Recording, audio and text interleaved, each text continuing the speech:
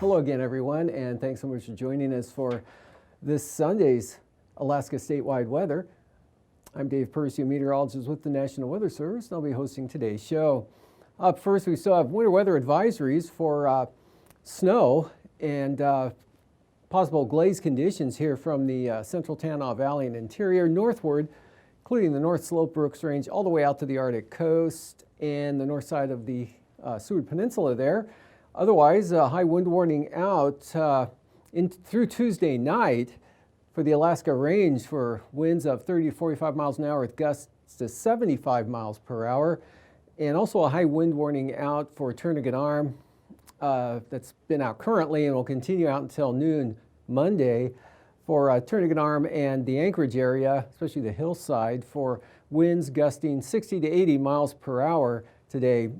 And for satellite imagery, you can see the lot of cloudiness here with a frontal boundary, one right through here, and another couple of lows, two low centers forming out over the Bering Sea. And that brought the strong winds and pretty heavy rains in some areas. Kodiak, for example, picked up just under 5 inches of rain in the last 24 hours. And even those heavier amounts, the upslope areas here, the Aleutian Range, and Cape Newenham had also about 2 1/3 inches of precipitation. Inland areas saw some fair amounts of precipitation. It fell either in the form of rain or snow or a mixture. Flat had about 1 inch of rain 24-hour period, while McGrath picked up about 6/10 of an inch or so. Nome, 1/2 inch of precipitation, as well as Nenana on the north side there of the Alaska Range. A fair amount of moisture got north of the mountains. They picked up 4/10 of an inch of precipitation today. And also the strong winds associated with that, gusting to 60 miles an hour. Peak wind gust at Iliamna. Sparivon was about 71 miles an hour for a peak wind gust. McHugh Creek had the highest gust I saw anywhere, 84 miles an hour out of the east. And again, that's I'll probably see gusts similar to that through tonight and possibly into tomorrow. Otherwise, on the chart, here's roughly the position of the frontal boundary here. A little more certain down here than I am up through here, but either way, a lot of precipitation and moisture coming with it. Again, the very heavy rains, Kodiak and along the Alaska Peninsula and into the Bristol Bay area. You can see the very tight gradient here from Prince William Sound over to the Alaska Range, right across Turnagain Arm and Anchorage. That's would help kick those winds up to 85 miles an hour and gusts through Turnagain Arm. And the warm front and the moisture getting north of the range there, mid-40s Fairbanks this afternoon, and kind of a mixture of temperatures here. And that could result in some freezing rain, glaze conditions here tonight and then tomorrow, supporting those advisories. Otherwise, kind of a mix all the way out to the Arctic coast as warm air surges northward on those southerly winds. High pressure, not bad here for the Panhandle, partly mostly sunny with light winds there, and showery and quite windy over the western Aleutians on the back side of the system. Good northerly winds, gale force northerlies, and breezy along the Alaska Peninsula and eastern Aleutians with a few showers. For tonight, that front moves eastward, begins to weaken, start to lose the moisture now. Alaska Range will become more effective at cutting off that moisture from getting north of the mountains or to the west. Looks like a breakthrough here in the northern Kuskokwim Valley. And Kodiak Island, chance of showers, chance of some showers or periods of light rain tonight. Heaviest rain going on here again, Kenai Peninsula, western Prince William Sound. But the rainfall rates will begin to drop off as the frontal boundary weakens, and the snow line all the way up there to maybe the central eastern Arctic coast, with any precipitation falling here over the western interior being in the form of rain showers down to the Alaska Peninsula. Still windy, but not quite as windy over the central Aleutians here, with showers or periods of light rain along with it. Should stay mostly clear or variably cloudy here over the southeast coast, but winds will remain light. And then for tomorrow, front slowly edges eastward, but not too fast. It's a strong area high pressure, especially aloft, keeping kind of holding it back with the entire upper level flow slowly edging eastward. So that's going to continue to focus the rainfall into Prince William Sound and begin to become more showery in the afternoon for the Kenai Peninsula and North Gulf Coast. Finally, some rain gets over to Yakutat along the north coast of the Panhandle in the afternoon, but partly sunny down south and dry eastern interior there. Still, of course, a high wind warning out for the Alaska Range there north of the mountains. Should be mostly dry. Southern slopes of the Brooks Range, rain or snow, rain along this portion of the front, and unsettled and breezy out over the Bering Sea.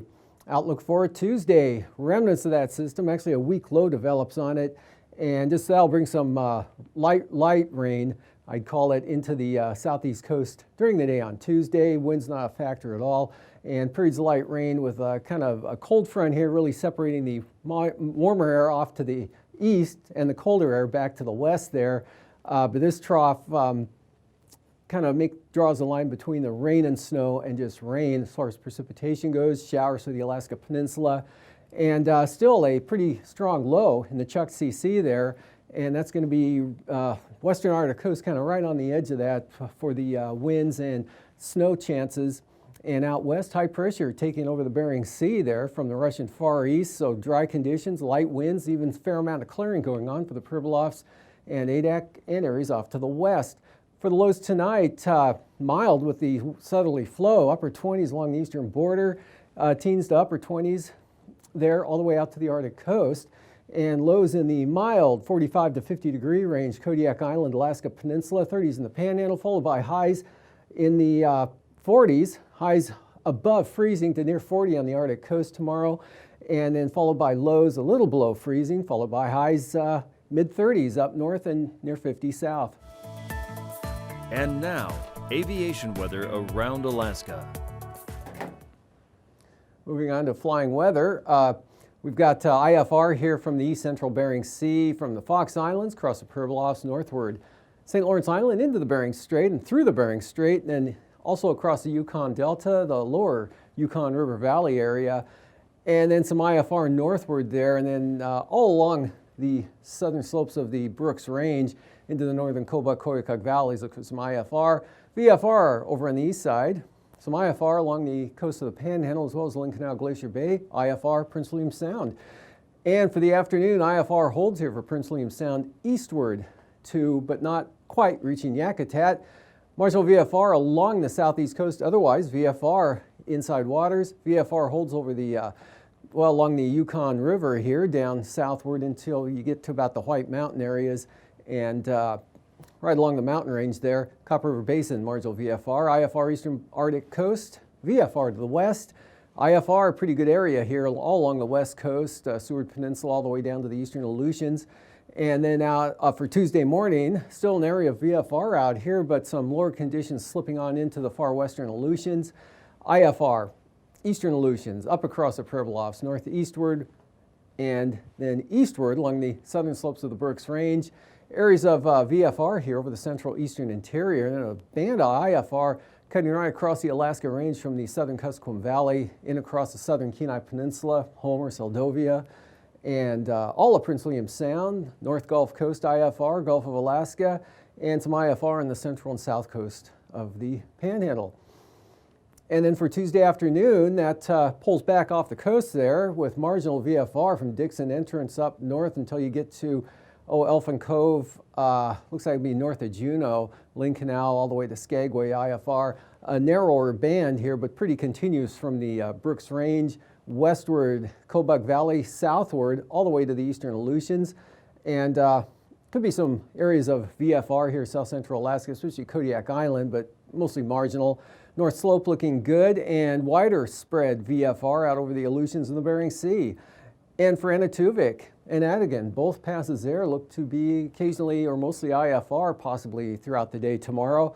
And for Lake Clark and Merrill, marginal VFR, lower conditions, IFR eastern entrances with that east-southeast flow continuing, and therefore rainy, marginal VFR, lowest conditions on the eastern entrance, likely IFR. And for windy, mostly marginal tomorrow. Isabel, excuse me, marginal VFR with Mentasta though, optimistically VFR Any chance of lower conditions of marginal VFR meeting the threshold there would be on the southern entrance. And Dehne, possibly marginal VFR early, then VFR. It could be VFR the entire day. And for Portage, IFR optimistically becoming marginal in the afternoon. And for Chilkoot and White, another optimistic one here, VFR from start to finish tomorrow. And for the freezing levels, 12,000 feet under pretty good upper level ridging here that's gradually shifting eastward. And now we got 12,000 feet up into the Yukon, 10,000 feet here cutting in to the eastern 40-mile country area, upper Tanana Valley, and 6,000 feet all the way up off the Arctic coast. And icing, kind of anywhere in the shaded area here is a chance of best threat of some icing. That doesn't mean everywhere will get it, but it'd be mostly of the light to isolated, moderate rime or mixed varieties above 8,000 feet here North Gulf Coast and 4,000 feet back to the west and northwest. And here's the jet stream showing why that front's moving ever so slowly, because the south to north flow 130 knots, strong ridging, cooler temperatures, trough out to the west, and 9,000 feet, pretty strong winds, 25 to 40 knots here, and as high as 50 to 55 knots on the western Arctic coast at this elevation, lighter, much lighter along the trough axis here, and even 35 to 40 knot winds across southeast part of the state to the North Gulf Coast, up to 25 in the Panhandle. And strongest winds now, look, that'll be south of the Aleutians, but still 30 to 35 through here, falling back to 15 out west. 3,000 feet, much the same pattern here, south to southwest flow. About 20 to 30 knots here from Bristol Bay, the Alaska Peninsula through the interior, but 45 to 60 knot winds, western Arctic coast, Cape Lisburne, all the way over to the central coast there. And looking at turbulence, light to isolated moderate chop, or considerable moderate chop actually here, western Arctic coast, Kodiak Island, Shelikof Strait, Alaska Peninsula, central Aleutian areas. Otherwise, light to isolated moderate chop, pretty likely here in the remainder of the area. Here at the end of the Earth, it still feels like a place for raw exploration and adventure. It's vast in all directions and ground zero for some of the biggest questions we have about the climate. But when we decided to make a series about the frozen places on Earth, we knew there would be one hurdle we would need to jump over first. What is the cryosphere? The what? Ooh. I have no idea. While I'm aware of the cryosphere, I don't actually know what it is. It has something to do with ice. All right, that's all I got. How do you get people acquainted with the cryosphere when most of us don't even know what it is?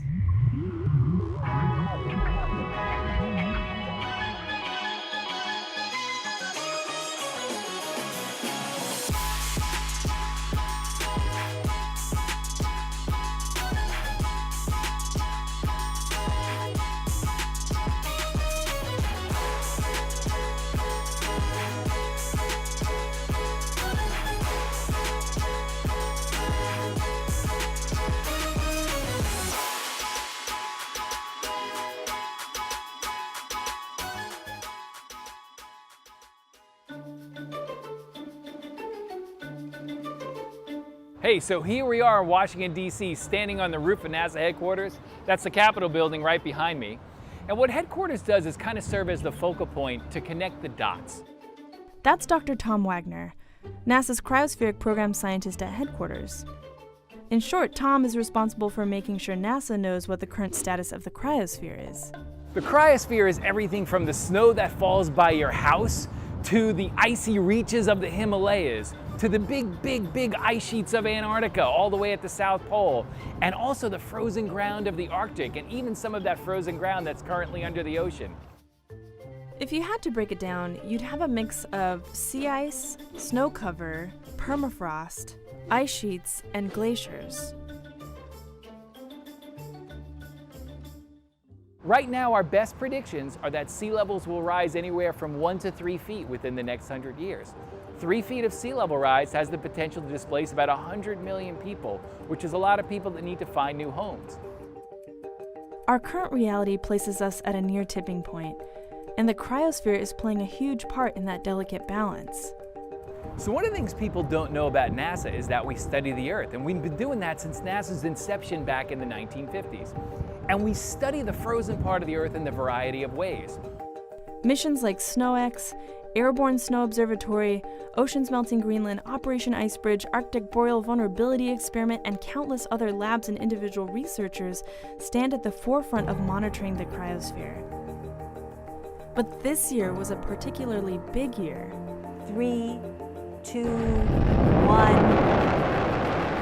and liftoff of Grace Follow-On, continuing the legacy of the Grace mission of tracking the movement of water across our planet. 2 state-of-the-art satellite missions are being launched in a single year as part of a major attempt to understand Earth's frozen places. Our scientists are answering hard questions, sharing stories from the field, and giving their best predictions for what we can expect of a warming world.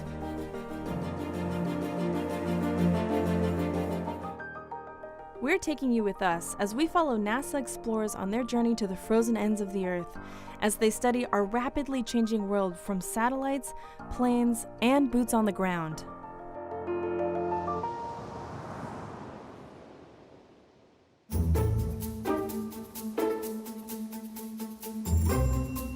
What we can do really well from orbit is we can tell when a surface of land is covered in snow.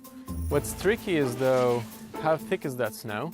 And it's even trickier how much water is in that snow.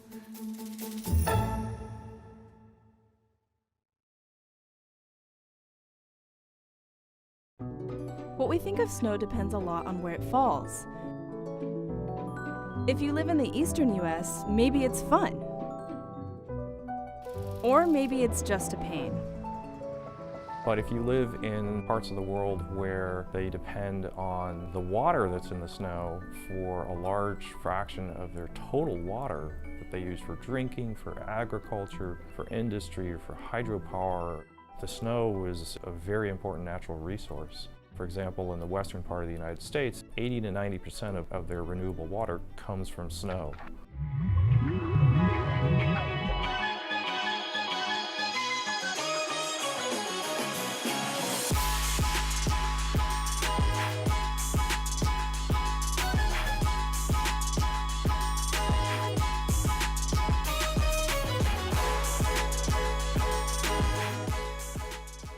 Snow is one part of the cryosphere that many of us have actually encountered before, but it also plays a critical role in regulating the Earth's climate. Through decades of remote sensing, NASA has kept a close eye on the ebb and flow of snow cover. We now have a 52-year record of snow cover in the Northern Hemisphere, and we can see changes in the extent of snow cover over the time period, particularly in the last few decades, where we can see that the snow cover has been retreating. It's been melting a lot earlier in the springtime. The extent is relatively easy to do, and it has been done over the years. What's tricky is though, how thick is that snow? And it's even trickier how much water is in that snow.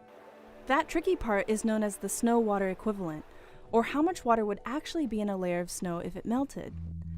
NASA and its partners have taken to the air to help solve this elusive mystery. First, there's the Airborne Snow Observatory, or ASO, a small plane outfitted with a couple of instruments, one of which measures snow depth using LiDAR. LiDAR measures distance using light from lasers. Since 2014, ASO has flown over basins in California and Colorado, taking before and after looks at snow depth. Scientists subtract the snow-free summer data from the snow-on winter data to get an idea of the snow depth. There's no single way to measure all types of snow across the globe, and so NASA's other airborne campaign, AKwx, is testing different combinations of sensors. This winter, AKwx will test a new instrument, the Snow-Water Equivalent Synthetic Aperture Radar and Radiometer, or SWISAR. SWISAR consists of two main components, one of them being the radar and the second one being the radiometer. So with the radar providing the depth of the snow and the radiometer providing the density of the snow, we could put those two things together and get the snow water equivalent. Here in the chamber, we're going to measure different radiation patterns at our different frequencies and do some full system testing in this chamber. This chamber kind of enables us to isolate various types of radiation and interference. And in about a month, we're going to take the instrument, mount it on a twin otter, in the Grand Mesa in Colorado. And we're gonna fly it over the Grand Mesa and take various different measurements. This is what we call our engineering flight. Making sure the sensors are calibrated is key in order to face the challenges nature will throw at them. Half of the area that gets covered by snow every winter contains trees and forest. And the trees make it difficult for the sensors to see the snow that's underneath the trees, so it makes it difficult for us to measure how much snow there is. After the snow's had a chance to sit on the ground for a while, it gets denser and denser and denser over time, and it changes, which is another reason why snow is very challenging to remotely sense. It doesn't stay the same, it's constantly changing. One of the things that we often do in the field is go dig what we call a snow pit. We literally dig a pit in the snow so we can see all the different layers. The layering is very important. All this digging is part of ground truthing SNOWX, a way of matching up what the airborne instruments see and what is actually sitting on the surface. The ultimate goal of SNOWX is to figure out what the best combination of instruments would be for a future satellite mission in order to get a global picture of snow. We need to know how much snow is in a snowpack, because if we have too much snow and the snow melts too fast, then you can get flooding. And if you don't have enough snow, or if the snow melts too early, that can lead to a longer wildfire season, a more intense drought, and we need to know these things for water resource planning.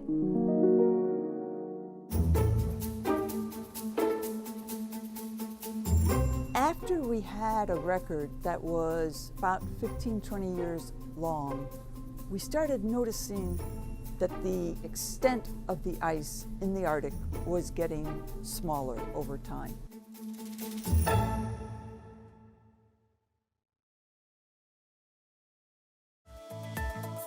And now, marine weather around Alaska. Welcome back. Looking at the coastal water forecast here for the south coast of the Panhandle. Variable winds at 10 knots, increasing to south 20 knots as you head north, and then southeast 25 there on the extreme north coast, Lynn Canal, Glacier Bay area, and down into Stevens Passage. Pretty light winds from the south, only 5 to 10 knots, northwest to 10 for Clarence Strait. And then swing all those winds to the southeast over the southern inside waters at 20 knots. Gale force gusts to 35 knots, Stevens Passage, and gale force southerly winds to 35 knots in the Lynn Canal. And for the south coast, looks like southerly winds 20 knots, 8-foot seas. South 25 knots here on the central coast, and then west at 25 up north. Prince William Sound tomorrow. East winds 40 knots, seas up to 9 feet, and for the eastern North Gulf Coast, southeast 35 knots, 17-foot seas, and then it looks like 30-knot winds here for the western North Gulf Coast of the Barrens into Kamishak Bay, and the direction being south-southeast, east 30 knots, southern Cook Inlet, and northern Cook Inlet, east 25. Outlook for Tuesday, south 20 knots here north of the Forelands in Cook Inlet, otherwise to the south. Southerlies at 30 knots, southeast 30 for Kamishak Bay, and small craft advisory level winds here at 25 knots from the southwest for the Barren Islands, western North Gulf Coast, falling back to 20 knots from the south, both for Prince William Sound and the eastern North Gulf Coast areas.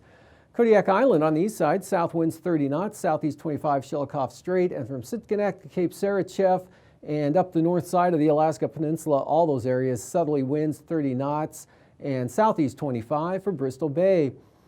And then for Tuesday, Bristol Bay, southwest winds 20 knots, seas 5 feet, and 20-knot winds all the way down to Cape Sarachef.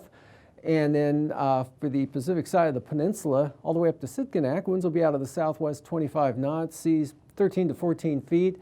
Also 25-knot winds here up the east side of Kodiak Island, and Fognak Island with 12-foot seas, Shelikof Strait southwest 20, seas 6 feet. For the Fox Islands, Unalaska Island southwest 20 to 25 knots, Umak Island west-northwest 30 to 40 knots with seas approaching 20 feet. West-northwest 30 to 35 for the Central Aleutians, and 25 knots from Adak out to about Amchitka, and then west of Amchitka, those winds coming down to west 15. And then on Tuesday, winds become east at 15 there for the areas west of Kiska Island. And then the west central Aleutians, northeast at 15, Adak and Atka. Light winds, north 15, again, high pressure taking over the Bering Sea and the Aleutians. And Fox Islands, north to west 15 to 20 knots. Southwest coast tomorrow, south to southeast winds 25 knots, seas 6 to 8 feet, northwest 15 for the Pribilofs. And then for the northern Bering Sea around St. Matthew Island, we've got northwest winds at 20 knots, southerlies at 30 knots for St. Lawrence Island and Norton Sound, with seas approaching 10 feet.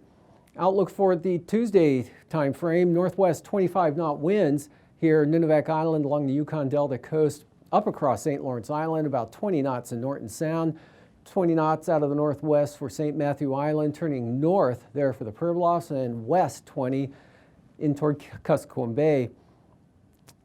Arctic coastal areas, central coast, southerlies at 25 knots, good for small craft advisories, and those kick up to about 30 knots from the southeast on the west side. And then from Cape Beaufort all the way down to Wales, south winds 35 knots for gale warnings. Lighter winds on the eastern Beaufort Sea coast, southerlies at about 20 knots, 5 to 7 foot seas. And then for Tuesday, south to southwest winds up in that area, 15 to 20 knots, 3 to 4 foot seas, central coast, south 25, south 30 knots for the west side there. And then westerly winds kick in here from Cape Beaufort all the way down to Wales of 25 to 30 knots.